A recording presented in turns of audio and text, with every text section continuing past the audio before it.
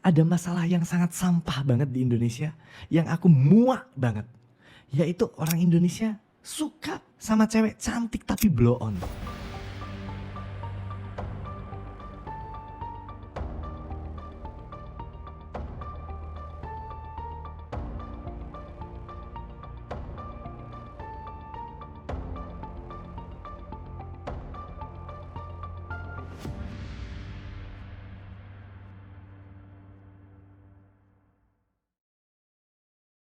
Kembali lagi bersama saya Hasan Askari. Teman-teman, di konten ini aku ingin membahas sedikit lebih banyak soal dark side of beauty karena kemarin-kemarin waktu riset soal konten dark side berikutnya yaitu dengan topik yang berbeda, aku seperti sayang gitu kalau ini tuh langsung aku skip pembahasan soal dark side of beauty. Kenapa? Karena menurutku peperangan ini udah urgent, udah harus kita sadari dan harus kita lawan balik.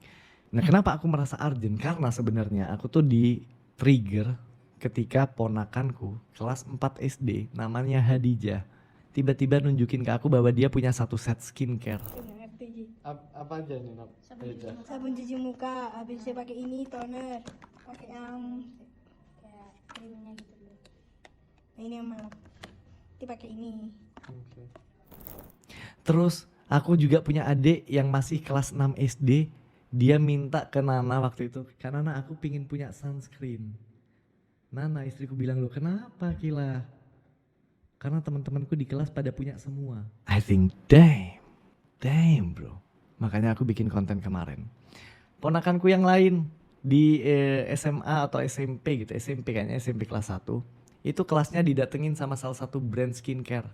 Dipromosikan di depan kelas saat jam pelajaran sekolah. Entah apa keuntungan sekolahnya. Mungkin ada bagi hasilnya. Mari kita sama-sama eksploitasi murid kita. Mari kita sadarkan itu wajah-wajah berjerawat itu untuk tahu bahwa mereka jelek lalu beli lalu kita bagi hasil. Aku nggak ngerti apa yang dilakukan tapi yang jelas itu ada. So I think this is too crazy teman-teman, makanya aku bikin konten kemarin Dark Side of Beauty itu. Dan kenapa kok kita bisa sampai sejauh ini? Aku mau jawab beberapa pertanyaan juga di konten ini.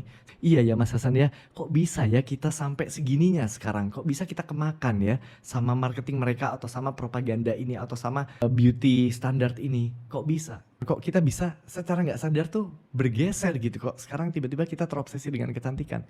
Nah aku mau jawab itu dulu, kok bisa kita sekarang sampai segitunya sama kecantikan? Jawabannya ya kenapa enggak, kalau selama kita hidup ini kita dibombardir dengan beauty, dengan kecantikan. Kita tuh diserang dari berbagai penjuru loh. Makanya kemarin aku bilang ini perang. Namanya perang itu ada targetnya. Targetnya adalah kita dan mereka memiliki senjata. Senjatanya adalah bermacam-macam. Itu diserang dari darat, udara, lautan tuh diserang semua. Ini aku mau nyebutin beberapa hal ya. Yang pertama dan yang paling penting adalah iklan. Mungkin kemarin aku udah sempat ngebahas soal iklan. Tapi kalau kamu mau tahu, rata-rata orang di zaman sekarang dari penelitian yang tahun 2023 menyebutkan bahwa setiap orang pada satu hari terekspos dengan iklan sebanyak 7.000 hingga 10.000. Nah iklan ini ada yang online, ada yang offline. Offline tuh maksudnya yang kamu lihat di billboard, yang kamu lihat di mall-mall dan sebagainya. Sedangkan online ini yang kamu lihat di HP. Selain diserang lewat iklan, kita juga diserang lewat media sosial. Itu udah kita bahas kemarin. Selain diserang lewat iklan dan media sosial, kita juga diserang dari omongan orang-orang di sekitar kita. Atau omongan julid tetangga, atau omongan orang-orang atau temanmu yang bilang, "Kamu kok makin jerawatan, kamu gak pengen nyoba ini kak? Aku kemarin nyoba ini loh." Itu dari pertemanan. Kita juga dibombardir lewat industri perfilman. Kamu tahu nggak kenapa kok di industri perfilman yang jadi tokoh utama selalu orang-orang cantik? Apalagi di drakor. Kenapa selalu cewek-cewek cantik dan cowok-cowok ganteng yang jadi pemeran utama? Menurutmu apakah nggak ada gitu ya aktor atau aktris yang actingnya jauh lebih baik dibanding mereka? Ada jelas. Cuman yang lebih menjual untuk industri mereka itu yang good looking. Kamu tahu nggak kenapa di Indonesian Idol yang juara 1 kalah tenar, kalah sukses di industri entertain sama yang juara 2 atau mungkin juara 3-nya? Kamu ngerti kan ada kutukan juara 1 Indonesian Idol? Kamu tahu kenapa? Orang-orang bilangnya itu kutukan juara 1. Alah sampah, itu bukan kutukan anjir. Karena yang juara 1 itu lebih jago nyanyi. Yang juara 2, juara 3 itu lebih layar kaca able, itu lebih industri able wajahnya. Paham ya? Jadi bukan karena kutukan teman-teman, itu karena beauty privilege. Selanjutnya kita dibombardir oleh selebriti. Selebriti orang-orang terkenal yang good looking, yang mereka kalau posting foto, itu fotonya itu udah diedit sama tim mereka loh. Apalagi artis yang mengiklankan soal kecantikan. Jennifer Lopez misalnya. Masuk akal nggak sih kalau Jennifer Lopez mukanya seperti ini? Itu loh muka aslinya kamu lihat di sampingnya. Tapi kenapa waktu ada di mall-mall wajahnya dia tanpa kerutan sama sekali? Karena ada teknologi yang namanya Photoshop. Sedangkan kamu meyakini bahwa emang kayak gitu. Oh berarti kalau pakai alat makeupnya ini, kalau pakai ini, kalau pakai ini, aku bisa jadi kayak Jennifer Lopez ya, bla bla bla bla bla bla. Nah, aku nggak tahu antara kamu yang terlalu polos teman-teman, atau memang mereka sejago itu dalam marketing. Mereka bisa membuat kita percaya bahwa semua yang kamu lihat itu natural.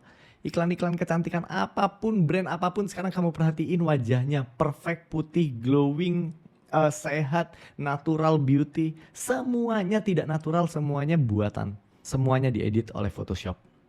Nah, ditambah lagi, kamu bukan cuma dihajar dari eksternal, bahkan hal yang menjadi sesuatu yang udah menjadi bagian dalam dirimu, yaitu handphonemu, udah dikasih teknologi yang bisa ngebuat kamu waktu selfie, kamu bisa jadi lebih cantik dari sebenarnya. Bahkan dulu awal-awal teman-teman di TikTok, aplikasi TikTok awal-awal. I don't know why TikTok. Tapi waktu kamu mau take foto atau take video, itu udah otomatis ada beauty filternya. Dan aku waktu itu berusaha mematikan beauty filter itu nggak ketemu sama sekali. Itu dulu tuh beberapa tahun yang lalu, 2 tahun yang lalu mungkin atau ya 2 tahun yang lalu kayaknya. Waktu aku disuruh sama beberapa orang sambil buat TikTok supaya ini. Terus aku nyoba ini, aku mau bikin konten di TikTok. Lah kenapa wajahku jadi jauh lebih bersih dari sebenarnya? Kenapa wajahku jadi lebih feminim, ngerti nggak? Kayak ada merah-merahnya anjir di pipiku. Padahal ini no filter. Lah menurutmu kalau kamu terbiasa pakai filter teman-teman, buat cewek-cewek, kalau kamu terbiasa pakai filter untuk sekedar foto, untuk sekedar bikin video, bikin konten, atau di aplikasi dating appsmu, kamu biasa pakai filter. Lalu waktu ketemu, kamu apa nggak merasa malu nanti orang-orang itu ngetawain kamu? Oh anjir, ternyata aku dibohongin, aslinya mukanya gini. Anjir, itu filter semua ternyata foto-fotonya. Dampak psikologis yang terjadi di kamu tuh gimana kalau kamu banyak ngedit wajahmu, kamu banyak moles, toh ujung-ujungnya yang kamu cari adalah real relationship with people.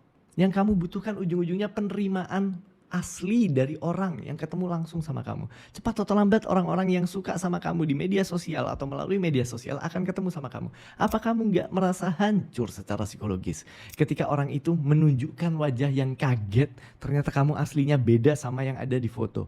Oke, ya itu aku udah bahas serangan-serangan yang cukup terang-terangan teman-teman. Sekarang aku mau ngasih tahu kamu serangan musuh yang sangat subtle, yang sangat halus.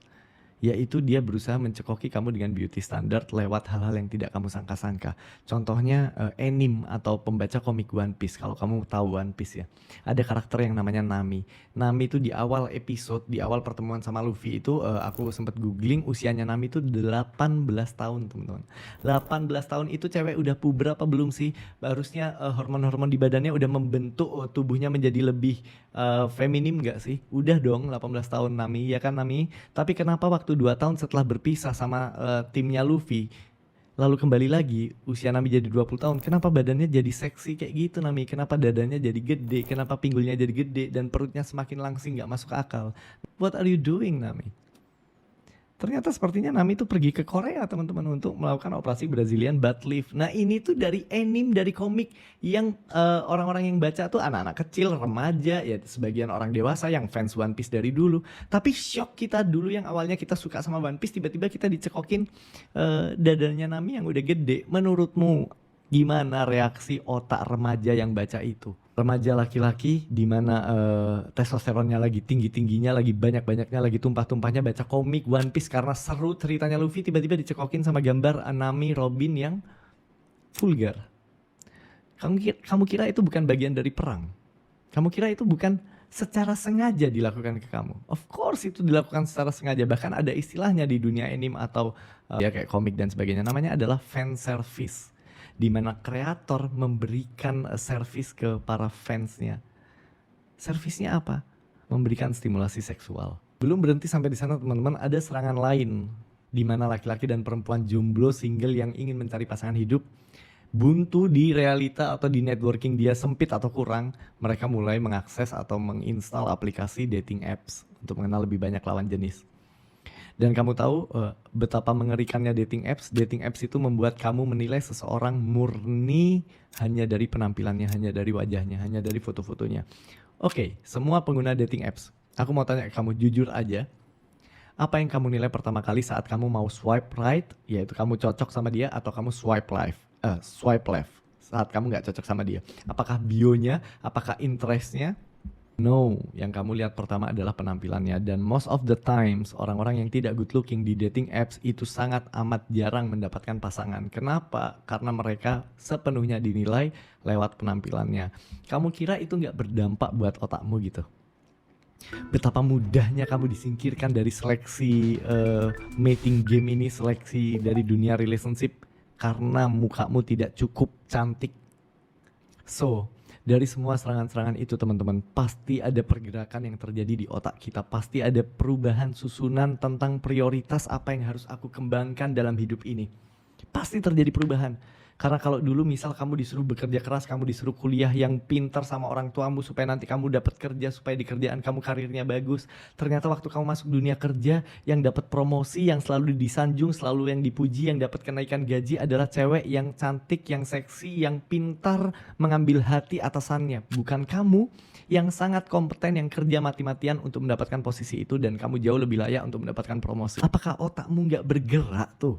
Menyadari sesuatu, oh ternyata ROI dari aku belajar, dari aku bekerja, dari aku lembur tanpa dibayar, return on investment dari effortku saat aku benar-benar bekerja, itu jauh lebih rendah dibanding return on investmentku ketika aku investasi di penampilanku, di kecantikan.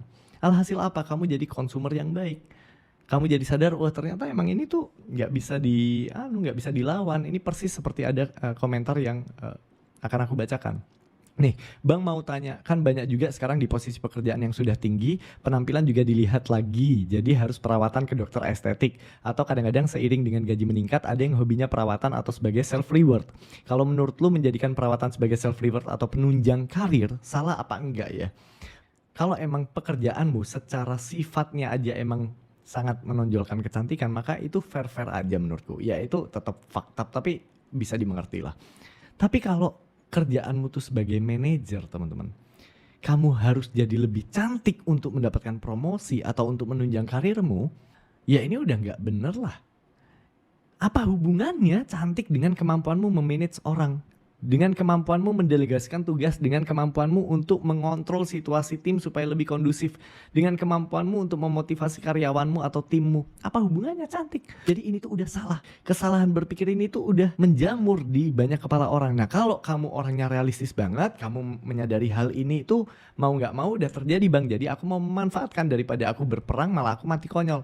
Good for you, do it then. Kalau kamu ingin kamu ingin meningkatkan kecantikanmu demi menunjang karir karena emang kayak gitu lingkunganmu, do it then. Tapi kalau aku, opiniku pribadi, dan aku jadi wanita, aku akan sangat marah dan sangat tersinggung ketika orang lain alih-alih memuji kemampuanku karena aku udah bekerja keras, tapi aku malah dipuji cantik.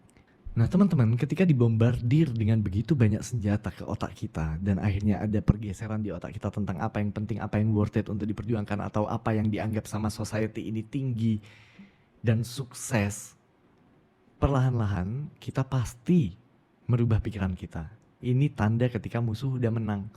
Dan ketika kamu sadar, udah terlambat. Kamu udah jadi cewek atau kamu udah jadi cowok yang sangat terobsesi dengan dirimu sendiri. Kamu sangat self-conscious, kamu sangat terlalu fokus sama penampilan fisikmu. Kayak kamu pernah gak sih ngobrol sama orang, lagi asik ngobrol, tiba-tiba dia ngecek HP, buka kamera selfie, terus dia ngaca, dia betulin poninya. Woi, kita kan lagi ngobrol woi. Kita kan lagi ngomongin Kim Jong Un woi. Ngapain kamu betulin ponimu? It doesn't matter. Ponimu lagi sempurna atau ada belangnya sedikit, it doesn't matter. Itu orang-orang yang terobsesi sama penampilan fisik. Dia gak sadar, dia udah jadi aneh dalam bersosialisasi, berkomunikasi. Dikit-dikit ngaca, di kantor mau kerja tiba-tiba ngaca. Ada kaca dikit ngaca. Kamu terobsesi sama fisikmu loh. You are way more than your appearance. Way more. Nah bayangin kalau otakmu dipenuhi soal kecantikan, kamu ngelihat orang lain yang kamu lihat kecantikannya, rambutnya bagus dan sebagainya.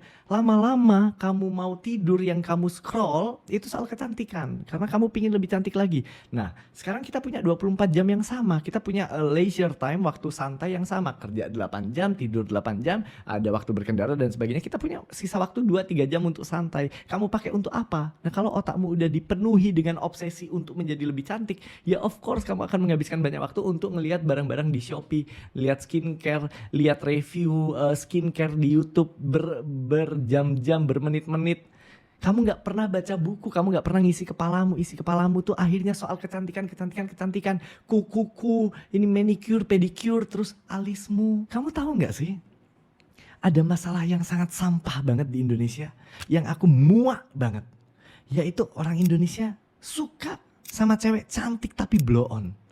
Wow, kalau kamu perhatikan tren di YouTube, di konten-konten entertain, kamu sadar nggak ada beberapa cewek yang dia cantik, good looking, putih, kurus, badannya bagus, terus dia goblok aja gitu.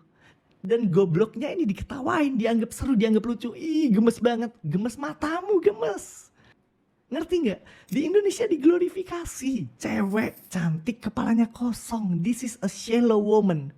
Ini orang yang hampa, dangkal, diglorifikasi. Dan orang-orang melihat cewek-cewek kayak gini followersnya 2 juta, 1 juta, 700.000, 900.000. Orang-orang mikir, oh ternyata one way to become successful is to be fucking stupid. But pretty, don't forget. Masa perlu aku jelasin? Kamu tuh gak mungkin mau menikahi cewek yang cantik tapi blow on. Gak mungkin. Kenapa? Karena lucunya dia, gemesinnya dia. Itu cuman ada di 7 hari pertama. Kalau kamu gak mual, kalau kamu gak benci, jangan ngomong aku. Ya ampun, pingin banget punya istri yang kayak gini. Lugu-lugu gimana? Lugu-lugu matamu. Kamu ngobrol sama dia, lagi ngomongin soal isu Palestina. Terus, oh gitu. Terus dia buka HP lagi, dia ngaca. Terus gimana? Jadi, ini ngomongin film kah? Ini aku sampai buat tulisan nih. Fetis orang Indonesia itu cewek cantik tapi blow on.